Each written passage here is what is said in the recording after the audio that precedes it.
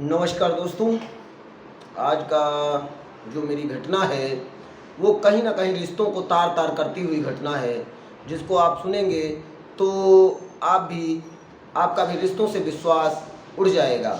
जहाँ एक तरफ हर बेटी अपने बाप के लिए दिल का टुकड़ा होती है, आज की जो घटना है वो बेटी और बाप के रिश्तों को कलंकित करती हुई घटना है। आज का ज़िला है सीतापुर। सीतापुर ज़िले के अंतर्गत थाना आता है सिधौली। सिधौली थाने में 10 जून 2023 को शाम के वक्त एक महिला आती है और वहाँ पर मौजूद पुलिस कर्मियों को बताती है कि मेरे पिताजी कल रात के समय बाग में आम जो गिरते हैं उनको बताने के लिए बाग बोलकर घर से निकले थे कि आम गिरे होंगे तो उठाएंगे जाके, या कुछ गिर जाते हैं या जो पके हुए आम होते हैं तो उनको उठाने के लिए मैं जा रहा हूँ, अभी आ जाऊँगा। वो रात में वापस नहीं आए तो हम लोगों ने उनको ढूंढा, लेकिन उनका कहीं पर भी पता नहीं चल सका। पूरा दिन भी ढूंढा 10 तारीख को, तब भी पता नहीं चल सका। तो जब पुलिस कर्मियों को बताते हैं तो वहाँ पर थाना अध्यक्ष भी मौजूद थे। उसकी बात को सुना जाता है और पुलिस अपने तरीके से जांच पड़ताल करने लगती है। और पुलिस पहले इनसे पूछती है उनका हुलिया बताइए। तो हुलिया जैसा कि बाल काले थे कि सफ़ेद थे, उम्र कितनी रही होगी, हाइट, रंग, उसके हिसाब से उसकी प्राथमिकी दर्ज कर ली जाती है और जांच पड़ताल शुरू हो जाती है। पुलिस अपने तरीके से जांच पड़ताल कर रही थी। उसके अगले दिन जो गांव था अकोहरा, सिधौली का ही गांव है, जिस गांव की ये घटना थी, उसके 1 किलोमीटर दूरी पर खेत में कुछ बच्चे बकरी चराने हुए गए थे। वो बच्चों को एक मिट्टी में दबा हुआ पैर दिखाई पड़ते हैं। जब वो पैरों को देखते हैं तो वो अचंभित हो जाते हैं। वो फिर गांव वालों को बुलाते हैं। गांव वालों को बुलाने के बाद पुलिस को फ़ोन किया जाता है। पुलिस पहुंचती है तो मिट्टी को हटवा के जब उसको बाहर निकालती है तो वो शव जो लड़की ने गुमशुदगी दर्ज कराई थी बिंद्रा प्रसाद का ही था। शव को लिया जाता है घटनास्थल की जांच पड़ताल करने के बाद शव को पोस्टमार्टम के लिए जिला चिकित्सालय सीतापुर भेज दिया जाता है। इधर पता किया जाता है तो पता चलता है कि ये बिंद्रा प्रसाद घर में अकेले ही रहते थे। इनकी पत्नी की मृत्यु हो गई है और इनके कोई अन्य बच्चे नहीं है। एक लड़की है गुड़िया, जो इनके साथ अपने 2 बच्चों को लेकर रहती है। तो अब पुलिस के मन में संदेह था कि ये गुमशुदगी जो दर्ज हुई थी वो कत्ल में परिवर्तित हो गई है, ये हत्या किसने की है। तो लोग बताते हैं कि गुड़िया का पति बहुत दिन पहले दुबई चला गया था, 7 साल से वो वापस नहीं आया है। और गुड़िया भी, उसके सास ससुर कहीं लखनऊ में काम करते हैं, वो भी ज़्यादा आते जाते नहीं हैं, इसलिए वो अपने अपने पिता के साथ रहने लगी थी।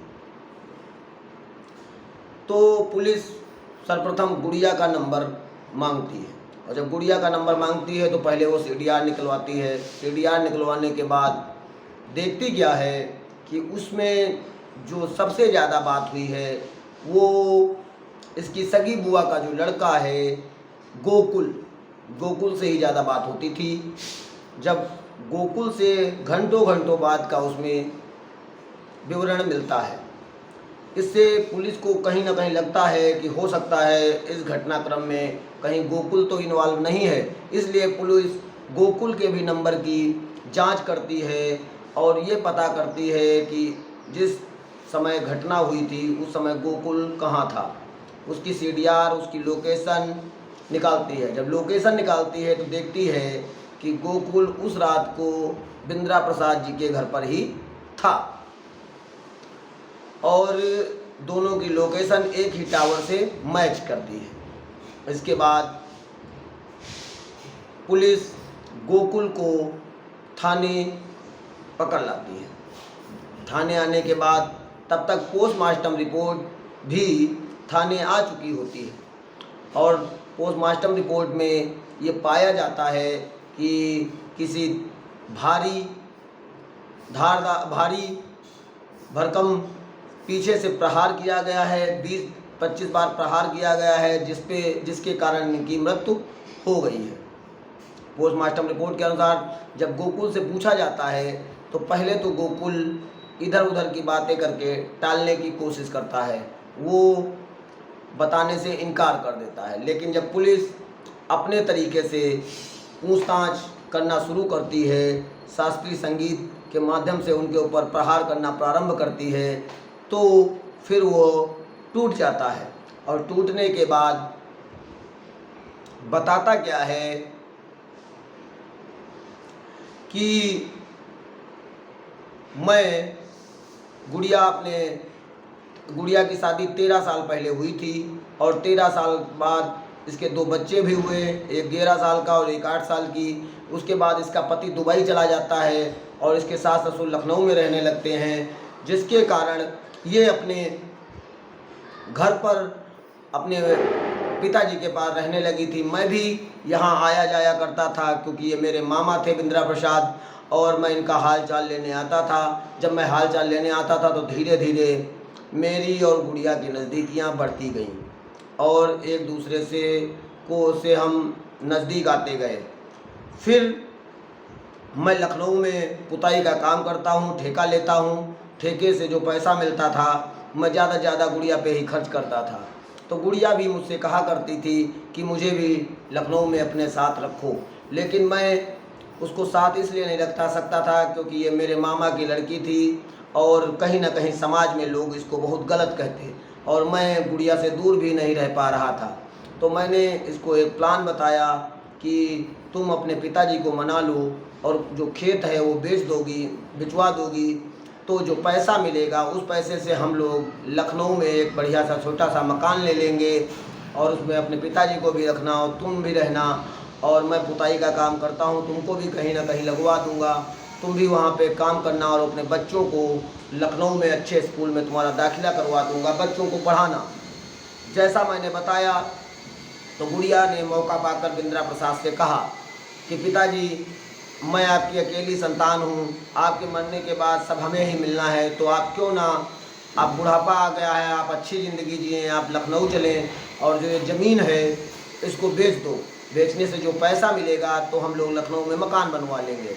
लेकिन जैसे ही ज़मीन बेचने की बात बिंद्रा प्रसाद के सामने आती है तो बिंद्रा प्रसाद नाराज़ हो जाते हैं और कहते हैं यही ज़मीन से आज तक तुमने भी खाया है और मैंने भी खाया है, मेरे पूर्वजों की दी हुई ज़मीन है, मैं इसको कैसे बेच सकता हूँ, और आइंदा से कभी ज़मीन बेचने के बारे में मुझसे बात ना करना। फिर जब वो गुस्सा हो जाते हैं तो गुड़िया गोकुल को बताती है कि पिताजी ज़मीन बेचने के लिए तैयार नहीं है। तो गोकुल के मन में ख्याल आता है कि अगर तुम लखनऊ में मेरे साथ रहना चाहती हो तो तुम ऐसे नहीं रह पाओगी, क्योंकि तुम्हारे पिताजी ज़मीन बेचेंगे नहीं, किराए के मकान में तुम कैसे एडजस्ट करोगी, कितना कमाओगी, कितना किराया दोगी। ऐसे में अगर तुम अपने पिताजी को अपने रास्ते से हटा दो तो तुम्हारा काम आसान हो सकता है। ऐसा कहने के बाद वो एक इसको बहुत पुरातन में जो एक तरीका हुआ करता था वो तरीका बताता है। वो बताता है कि जो चूड़ियाँ होती हैं उन चूड़ियों को सिलबट्टे पर बारीक पीस लो और छानने के बाद अपने पिताजी को पिला दो तो वो मर भी जाएंगे और कोई पोस्टमार्टम रिपोर्ट में किसी प्रकार का कोई साक्ष्य भी नहीं आएगा, कोई डॉक्टर कोई साक्ष्य निकाल ही नहीं पाएगा। जैसा कि गोकुल उसको तरकीब बताता है गुड़िया वैसा ही करती है। गुड़िया की कुछ पुरानी चूड़ियाँ रखी हुई थी, उन चूड़ियों को वो सिलबट्टे पर पीसती है। सिलबट्टे पर पीसने के बाद जो उसका बारीक बुरादा निकलता है उसको सूती कपड़े से छानती है और छानने के बाद अपने पिताजी को 1 गिलास दूध में मिलाकर पिला देती है। अब उसे लगता है कि पिताजी मर जाएंगे और उसके बाद वो गोकुल के साथ अपने ही घर में रंगरलियाँ मनाना शुरू कर देती है। उधर बिंद्रा प्रसाद ने जब दूध पिया तो उनके पेट में मरोड़ती होने लगी, उनको नींद नहीं आ रही थी, तो वो इधर उधर चल रहे थे। जब वो इधर उधर चल रहे थे तो उनको अपने घर में किसी मर्द की आवाज़ आती है। वो जब अंदर जाके देखते क्या हैं कि गोकुल उनकी बेटी के कमरे में है। तो उसको देखने के बाद वो कहते हैं, तुम हमारे भांजे हो, मैं तुमको मारना नहीं चाहता, इसलिए तुम यहाँ से चले जाओ। लेकिन जब तक वो कहते तब तक उनकी बेटी ने उनके पीछे से प्रहार कर दिया था। फिर गोकुल और उनकी बेटी ने दोनों ने मिलकर उनको इतना मारा लाठियों से, फावड़े से, जिससे उनकी मृत्यु हो गई। और मृत्यु हो जाने के बाद गोकुल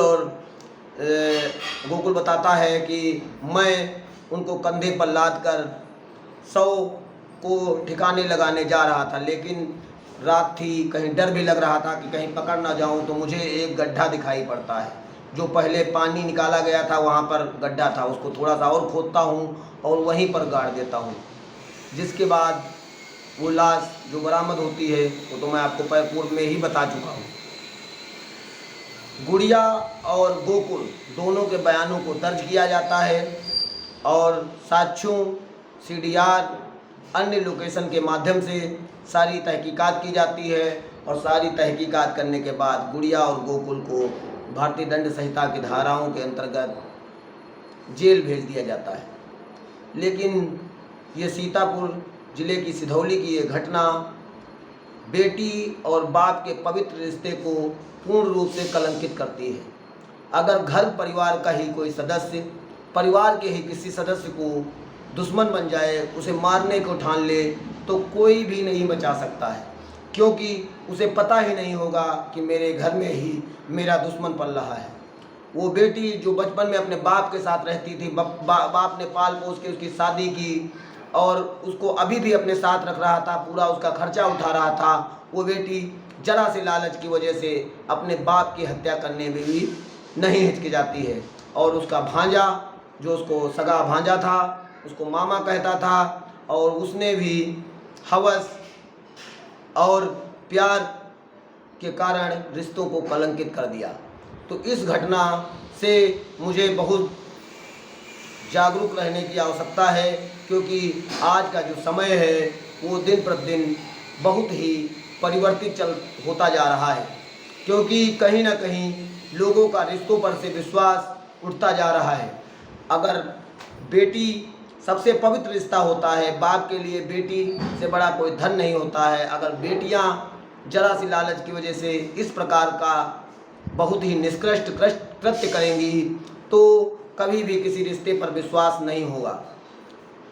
इसीलिए आप लोग जागरूक रहें, सतर्क रहें और लोगों को भी जागरूक करते रहें। सिधौली की ये घटना आपको अच्छी लगी हो तो प्लीज़ मेरे चैनल को सब्सक्राइब करें, लाइक करें, कमेंट करें और शेयर करें और लोगों को भी जागरूक करें। जय हिंद, जय भारत।